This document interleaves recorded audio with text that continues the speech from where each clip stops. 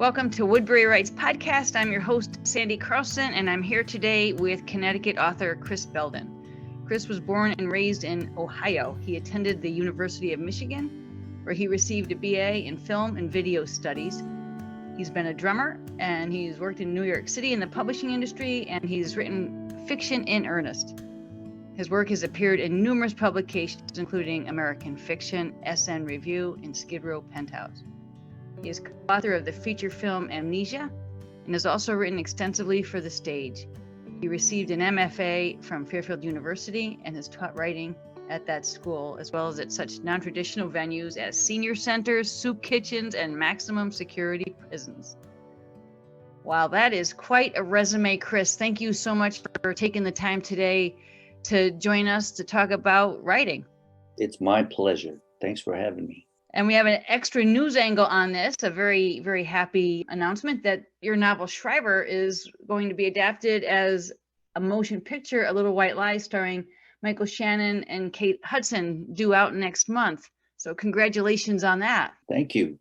It's still not quite real to me, but it's happening. Will you tell us a little bit about you as a writer and how Shriver came into the attention of people who make movies? Well, me as a writer, it's a story that I've heard many times, in that as a child, I read a lot, still read a lot, of course, and loved stories, loved to tell stories, to listen to stories, to read stories, and then eventually to write stories.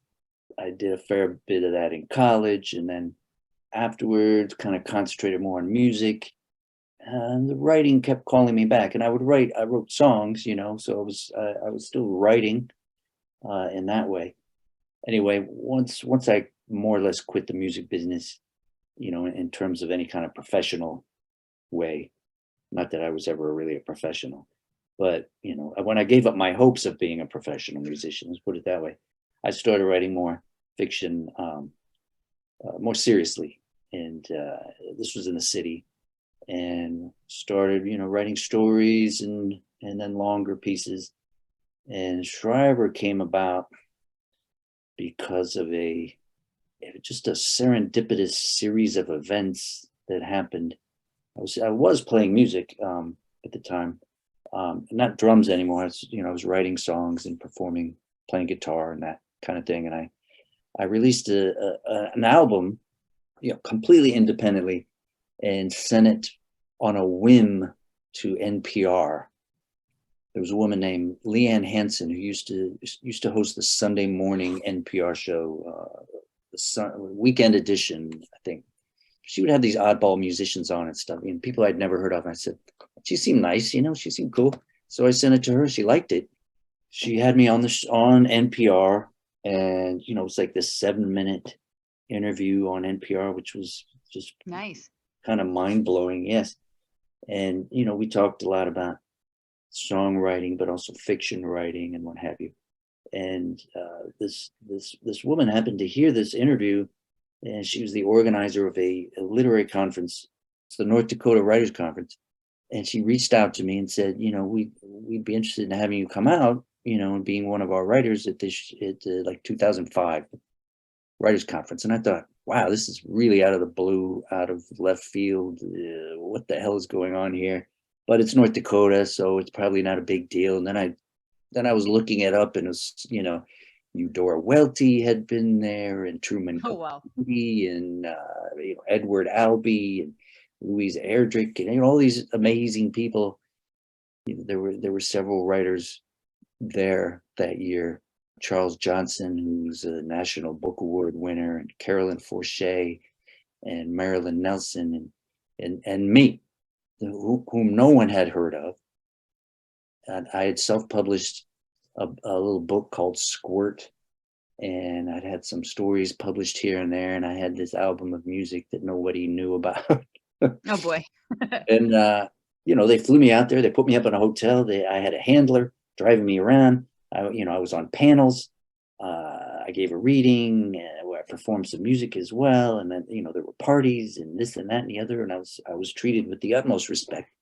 And I was completely convinced the entire time that they're going to realize that they'd made a mistake and they're going to just send me home. And that never happened. But, when I got home, I thought, I was just so discombobulated, It's just like, You're right. felt like such an imposter.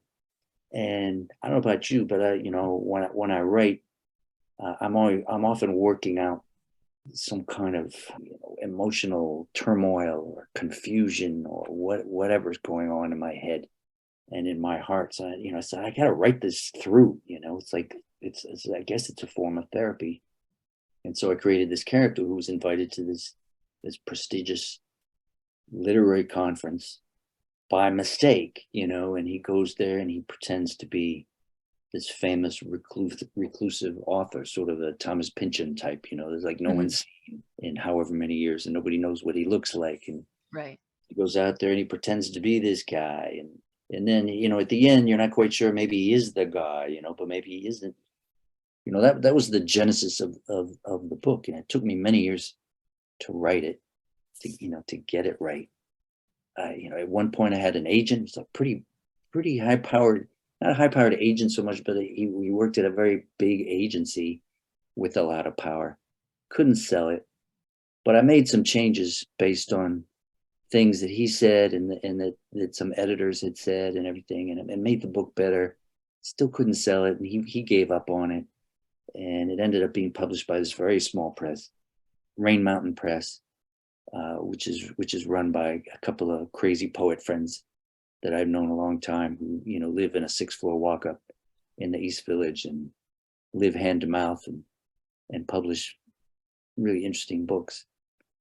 At the same time, I had written a collection of stories that won a book award, the Fairfield Book Prize. The judge of that award was Dani Shapiro, who's a very successful novelist and memoir writer. And she invited me to read up in the Berkshires at a writers' conference that she put together with her husband. Her husband happens to be a guy named Michael Marin, who had just finished his first film. And I read the first chapter of Shriver, and Michael came up to me afterwards, and he's holding a dollar bill in his hand. He said, I'd like to option this novel based on that first chapter. I'm looking for a project because I'm just finishing up my first film, and this seems really promising, and I have to read the rest of the novel, but if it's as good as the first chapter, then, I'd love to try this. That was almost 10 years ago. So, yeah, he spent 7 years writing the script, dealing with producers, dealing with various Hollywood types, casting the film. There's been several casts over the years that he's put together. He almost got, they almost went into production a couple of times. Something would always happen. It's a typical story. The entire time I thought, well, this is never going to get made, and then it fell together like 3 years ago, and this amazing cast came together, and they started shooting this film, and then the pandemic hit, and they had to suspend production for 400 days. And on the 400th day, they went back and finished the film. So it's been this crazy ride, and here we are finally, this thing's coming out in less than 3 weeks. So far, Chris, it sounds like a lesson in patience too, right? I mean, just going back to the drawing board but ultimately trusting your initial. It's really so much patience, and in terms of I wrote the book, and the book came out, and that that my job was done. So, and we talked about the screenplay and stuff like that, but I had nothing to do with any of that Hollywood nonsense. I was just kept in the loop. I had patience, but I never really thought it would be done. Have you been on the set, or have you been experienced any part of the production process? Yeah, when they all along, I would pester him, and I would say, well, of course I have to have a cameo. Like day one, I said that, and he's like, yeah, sure. And he's into that. His wife is Dani Shapiro, and he knows a million writers. He's very accommodating and understanding of the writer's life and the frustrations and the everything. He totally got it. It's like, oh, it'd be fun to have you do a little cameo. So and I was picturing myself like there's a couple of scenes in the novel where there's an auditorium full of people, there's panels and readings and things like that. So I thought I'd be row 3, third guy from the right. That would be my cameo. Right. That was as far as I was thinking, and I could point to it to my friends and say, "There's me! Quick, look now! Boom! I'm gone." That's what I thought would happen. But he started thinking about it, and he's like, "Well, okay, we're gonna have you at the book fair. There's gonna be an outdoor book fair, and you're gonna be playing guitar and singing a song. So write a song, and then we'll have you, and they're gonna walk by, and you'll be there, and you'll be, part of your song will be there." And I was like, "Okay." Wow. That was the original idea. And then when the pandemic hit, he had all this time to think about it. And he's like, "No, you're gonna sing a song, and you're gonna follow the characters, Shriver and the woman, Simone, and you're gonna sing, and they're gonna get irritated and tell you to shut up." So then it became this bigger thing. So at that point, I'd written this song. It's like kind of a serious song that I like a lot, but it was pretty serious because I thought I'm just gonna be sitting there strumming, singing. That's like, so I thought, well, no, I'm going to have to write a funny song now because I'm actually going to be the focus of this little moment. And I took down my ukulele because ukuleles are funny, and wrote this little ditty. And that's what happened. I was there on the set the first day they went back after that break. And we shot this scene with Michael Shannon and Kate Hudson, and the whole thing was surreal.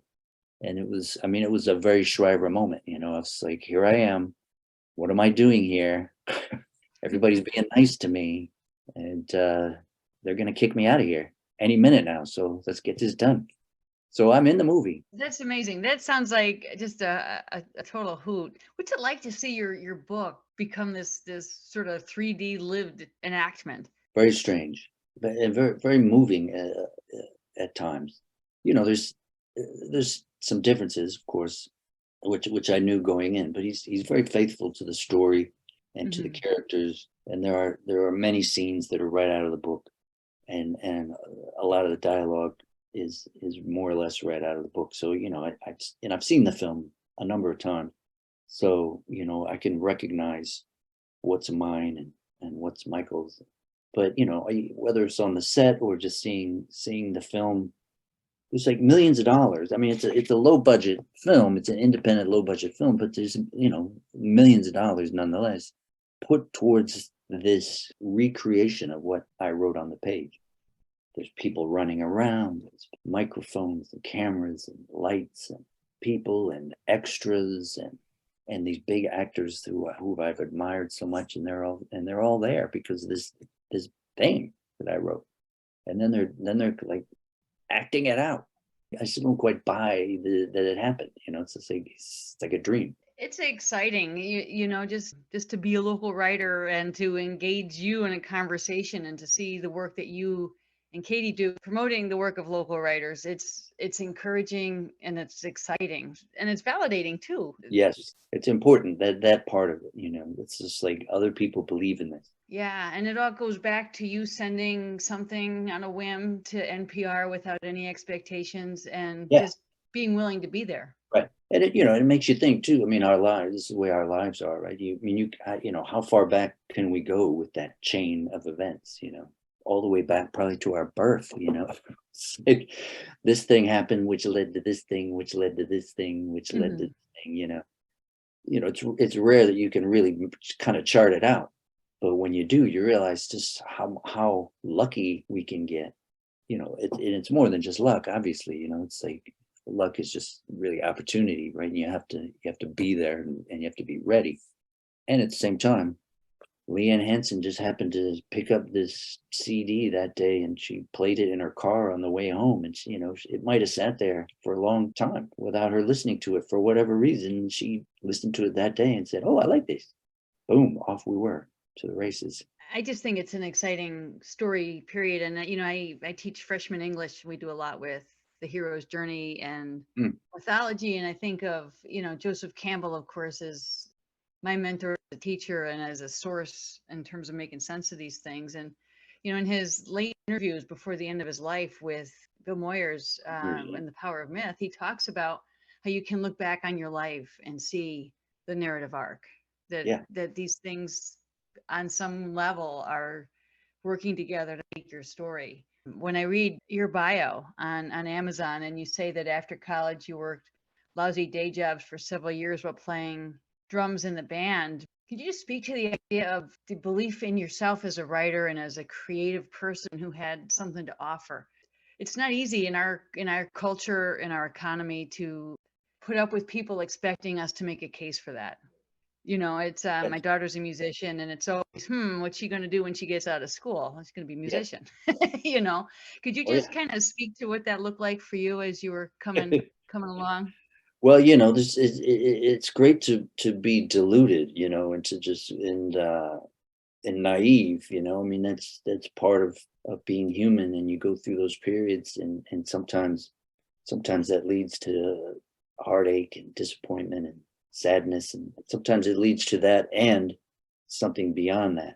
It's funny. In a couple of days, I'm doing another podcast with this kid who lives in the neighborhood.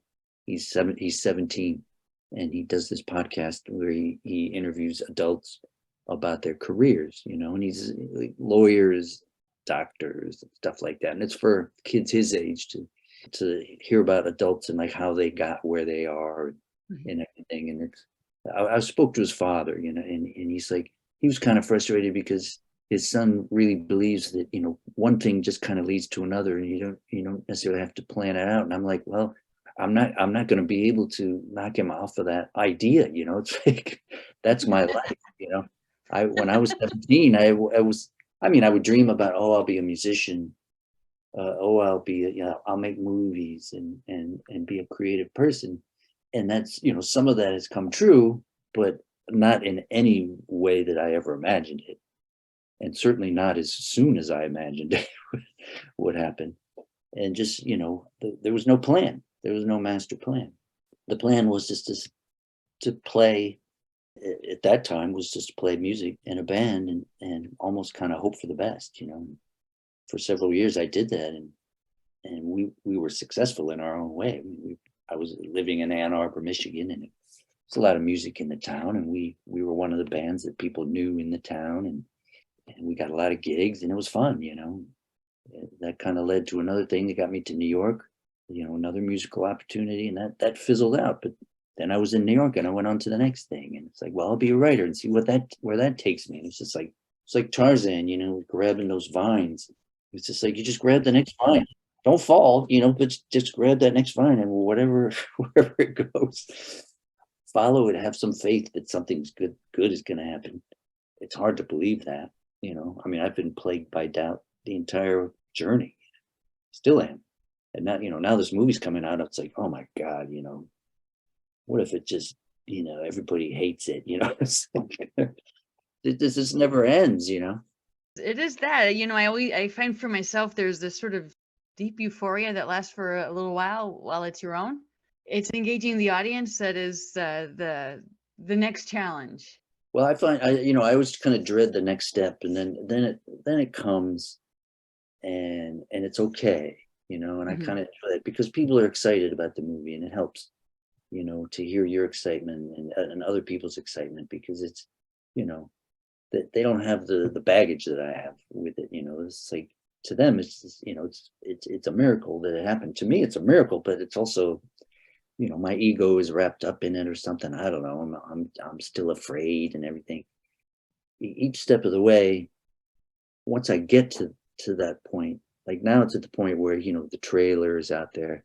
People are watching the trailer, and it's less than 3 weeks from the movie being out, and it's people are getting excited. So I'm enjoying that now. I kind of dreaded it before. Now I'm enjoying it. And when the movie comes out, I'll enjoy that part. Right now, I'm terrified. And where will you be when the movie comes out? Will it be shown locally? Miraculously, I mean, this day and age with movies, especially, independent films, you don't know what's going to happen to these movies. They're going to go straight to Hulu or Netflix or whatever. Is it going to open up in New York, one little dinky theater in New York, and nowhere else, for a week, and that's it, it's gone.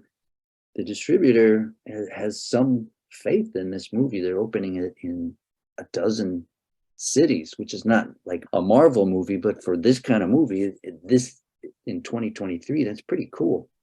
Yeah, it's opening in New York, and so I'm planning on going down to New York on that day with some people and seeing. I've never seen it on a big screen. I want to see it on the big screen. And then it's also playing in a little town called Millerton, New York, which is fairly close to Michael Maron's place. And I think he set that up. He's going to do a Q&A. I'm going to go to that the next day, and then it's going to show. At least this is the plan at the Ridgefield Film Festival. That's not till May though. It's kind of weird. It'll already have been out and kind of run its course, but they're using it as their like opening night thing. There's going to be a Q&A with me and all this kind of stuff. So there's going to be opportunities around this area. It's gonna play there as well. That's going to be March 3rd. It's going to open that week. Chris, would it be okay to read something from Shriver for our audience? We Yeah. can get a sense of your style and your. Yes. Somewhere between takeoff and landing, Shriver had lost his ability to read. Floating high above the clouds in the American Airlines Dash 8 twin propeller plane, row 9, seat A, he gazed down upon the handwritten pages from which he planned to read at the conference, and his eyes failed him. The words blurred and merged together, the little blue letters piling up into one thick mass of ink. He blinked and blinked again. He took off his glasses, retrieved a handkerchief from his coat pocket, and wiped his eyes. He looked at the stitched letters embroidered on the handkerchief, CRS, clear as day, then back at the page. The words remained unreadable. He took another sip of whiskey and cola, let the sweet concoction glaze his throat. That's better. He peered out the window, and everything came back into sharp focus. The clouds shone white with highlights of pale blue. Miles below, service roads divided the flat prairie into vast brown squares. Shriver looked back to the page, but the words again began to collide with one another. He turned to the corpulent lady next to him, who sat sleeping with her head resting atop her voluminous bosom. The details of her fleshy face were clearly defined down to the individual black whiskers upon her lip. Back to the page, a blur. He shut his eyes and tried to breathe. 6 months earlier, there had been a letter. Dear Mr. Shriver, it began beneath the letterhead of a small liberal arts college located in the middle of the country. As coordinator of the blank college's annual writers conference, I would like to officially invite you to attend this year's event as one of our featured authors. At this point, Shriver had had to re-examine the envelope to make sure the letter was not intended for someone else, but there was his name, his address, all correctly labeled. Very strange. Shriver immediately read the letter twice more. Then again, he set the letter down on the bed, which was where he read all his mail, and stroked the furry neck of his trusty tuxedo cat, Mr. Bojangles. Who would take the trouble to play such a strange practical joke on him? The reason Shriver was so suspicious of the invitation was that he was not a writer at all. He had never written any books, had never written a page of fiction, nonfiction, poetry, drama. He had never even written a screenplay. The only writing he was capable of was the occasional fan letter to his favorite newscaster, Tina LaGrosse of the Channel 17 Action News team. He was very proud of those letters, some of which ran to several handwritten pages, but Shriver was definitely not a writer. So that's the setup, right? So That's great. He's going to this thing, and he's an imposter, and he just he goes through this whole thing feeling the way that I felt when I went to to that writers conference, and the way I feel right now, for that matter. But anytime I'm in any kind of event or reading or conference or whatever, I could totally see the picture that your words were painting and imagining that experience. And I think it's great. I think such an encouraging story. And I think the word serendipity comes up a lot in conversations with authors who have accomplished something amazing. And that seems to be something really worth thinking about, is what's possible when you just put it out there and keep trying. And that's the key, right? To put it out there. So thank you for that, and for your story, and for the opportunities you create in other areas of your creative life to allow authors to get their work out, Chris. It's been really great having this conversation with you today. And Thanks. Congratulations on your success. Can't wait to get to Bantam and see that movie.